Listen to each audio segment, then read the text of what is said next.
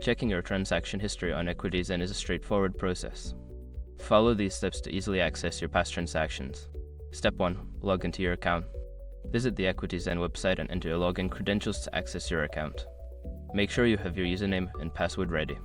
Step 2. Navigate to the dashboard. Make sure your information is protected first. Most people don't think about breaches until something actually happens to their accounts.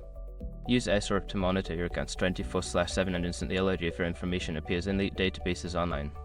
It constantly checks billions of breach data points in the background. And considering how much personal information people keep online now, it's honestly worth having.